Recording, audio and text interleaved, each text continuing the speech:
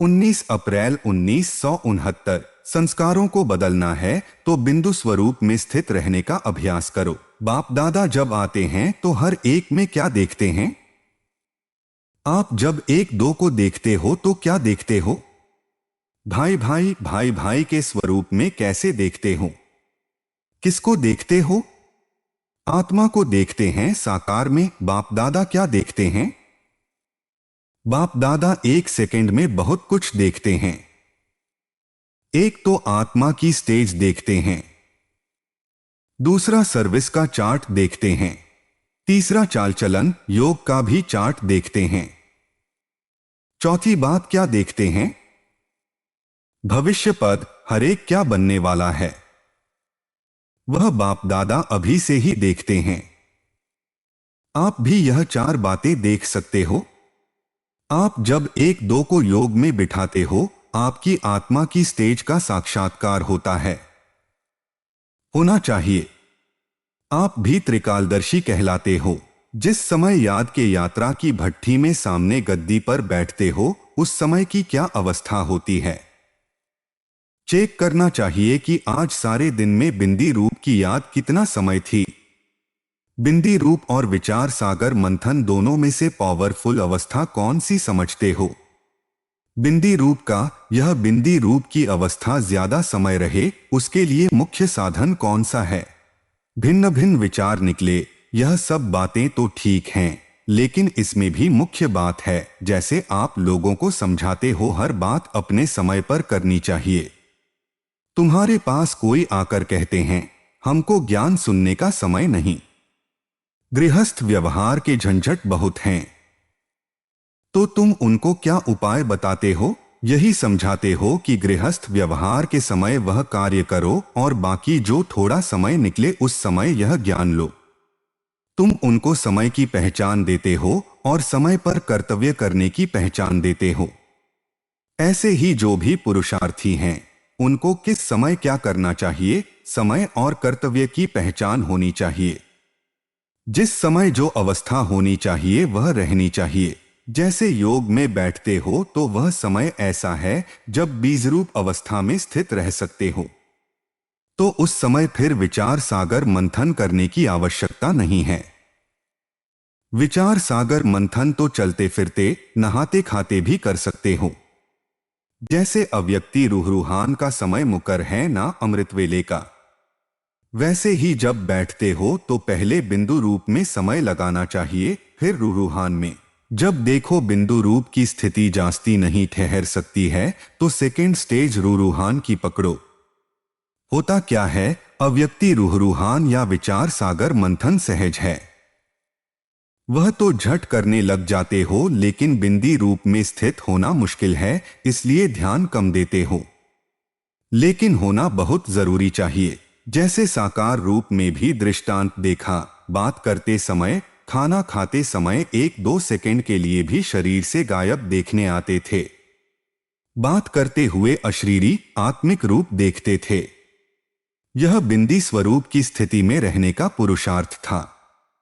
आपका यह पुरुषार्थ कम है इसलिए संस्कार नहीं बदलते हैं।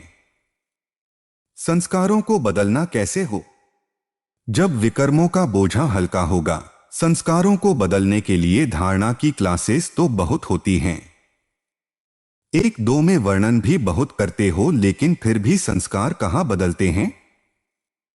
संस्कार बदलने का साधन ही यह है।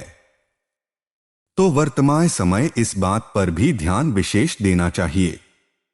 कम से कम सारे दिन में ऐसा विशेष समय अवश्य निकालना चाहिए। अपनी अपनी दिनचर्या प्रमाण खास इस अभ्यास के लिए अपना समय निकालो। भल अव्यक्त स्थिति में रहने का पुरुषार्थ तो करते हो, लेकिन अव्यक्ति स्थिति स्थायी रूप में तब होगी जब अशरीरी बिंदी रूप का अभ्यास होगा, नहीं तो बार बार व्यक्त भाव में आते हो। दूसरों को सुनाते हो यह शरीर एक चोला है, तो जैसे इस चोले अर्थात वस्त्र को जब चाहें तब पहने, जब चाहें तब उतार भी सकते हैं। ऐसे प्रैक्टिस होनी चाहिए। शरीर का भान भूल भी जाएं और भान में आवे भी। जब ऐसी अवस्था होगी तब अंत में धर्मराज की सजाएं नहीं खाएंगे। नहीं तो संस्कार जो प्रबल चलता आता है, उन संस्कारों के कारण सजाएं खानी पड़ेगी। अभी यह अभ्यास बहुत कम है।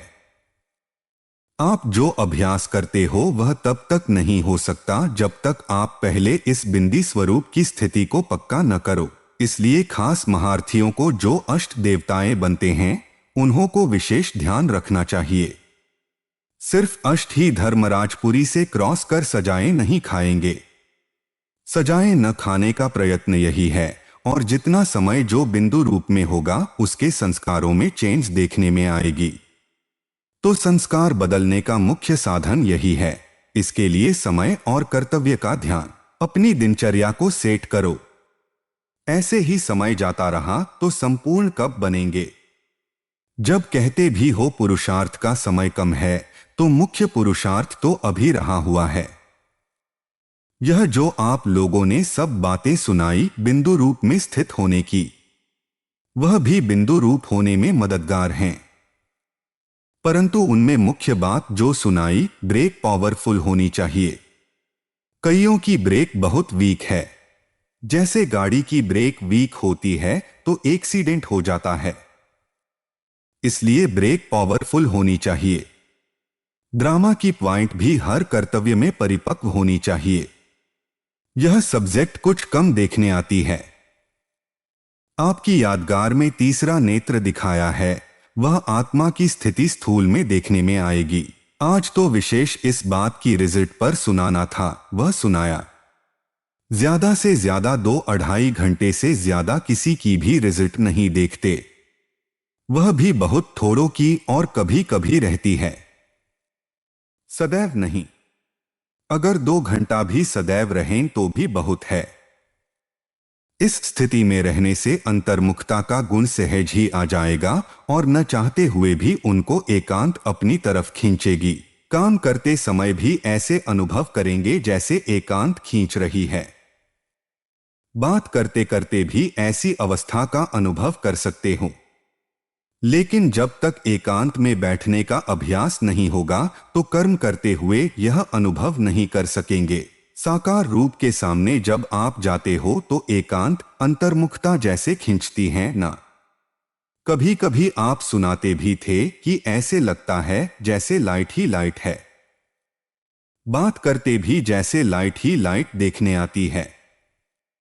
यह बिंदी रूप की स्थिति का प्रभाव है। आप लोगों से भी ऐसा अनुभव होना चाहिए, तब आपकी जीवन अलौकिक देखेंगे। बिंदी रूप में फिर ज्ञान अंदर मर्ज हो जाता है। जैसे सत्युगी देवताओं के लिए कहते हो, ज्ञान इमर्ज रूप में नहीं होगा, अर्थात विस्तार नहीं होगा। बीज में विस्तार समाया हुआ होता है ना।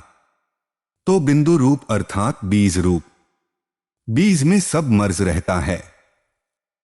फिर धरनी में बीज डालने से इमर्ज होता है। इसी रीति बिंदु रूप में सब ज्ञान मर्ज रहता है। इमर्ज तब होता जब नीचे आते हो। बिंदु रूप में वह भरपूर अवस्था रहती है। यह तो जैसे समाधि मिसल हुआ नहीं। यहां समाधि की बात तो है ही नहीं। उन्हों को ज्ञान कुछ भी नहीं है। वह नील की अवस्था है। यह नील नहीं, यह है ज्ञान स्वरूप हो जाना। आप मंथन करते हो, कुछ पॉइंट को स्पष्ट करने के लिए वह सेकेंड स्टेज है। जैसे कोई साकार की बातों में ही रमण करते हैं, भल उनको भी योग कहेंगे। बाप दादा की ही याद रहती है, लेकिन परसेंटेज कम कहेंगे। उनको भी स्मृति कहेंगे, परंतु बिंदु रूप की स्थिति ज्यादा पावरफुल है। यह है प्रेम स्वरूप, स्नेह रूप, दोनों में अंतर है। उसमें कुछ विशेष पावर होती है। समाधि की नील अवस्था अलग है। उनका कोई लक्ष्य नहीं। इसमें तो प्राप्ति है, खुशी का, शीतलता का और सर्वगुण संपन्न का भी अनुभव होता है। भरपूरता की अवस्था है। जैसे बीज भरा हुआ होता है, खाली नहीं होता है। इस रीति यह अवस्था है। थोड़ा अभ्यास करेंगे, फिर इस अनुभव को स्पष्ट समझते जाएंगे। फिर भी आपस में इस पर विचार करना। जिन्हों को विशेष अनुभव हो बिंदी रूप में स्थित होने का, वह अपना अनुभव सुनाकर औरों को भी अनुभवी बनाने की कोशिश करना होगा, तो फिर भी अपने ही अभ्यास करने से। अच्छा, हर एक ने कितनी प्रजा बनाई है। जिसको जो काम करना होता है तो लक्ष्य रखने से वह प्लान भी आ जाता है। एम रखो कि हमको ज्यादा से ज्यादा प्रजा थोड़े समय में बनानी है। लक्ष्मी नारायण की कितनी प्रजा होगी, तो उनके राज्य में नजदीक आने के लिए, साथ रहने, साथ खेलने आदि के लिए फिर इतनी प्रजा बनानी है। कम प्रजा वाले छोटे राजा कहे जाएंगे। वह कभी कभी दरबार में आएंगे, नजदीक आना चाहिए ना। जैसे रोज का चार्ट देखना है, वैसे प्रजा बनाने का भी चार्ट रखना चाहिए। फिर जब मिलने आना तो ज्यादा से ज्यादा प्रजा बनाई हुई सामने देखें। ऐसा दिखाएंगे ना। प्रजा तो सबको बनानी है। अच्छा, अतीन्द्रिय सुख में रहते हो। अतीन्द्रिय सुख का अर्थ क्या है? अव्यक्त स्थिति में रह ईश्वरीय सुख का अनुभव करना। पीछे आने वालों को और ही रेस करनी है। आगे जा सकते हो। माया भल कितना भी आए लेकिन हिलना नहीं है। हिम्मत रखते हैं तो मदद भी दैवी परिवार की मिलेगी, लेकिन अपने पुरुषार्थ से हटना नहीं है। पुरुषार्थ दिन प्रतिदिन नया है या पुराना है? खुद भल पुराने होते जाएं, लेकिन पुरुषार्थ नया होना चाहिए। अच्छा,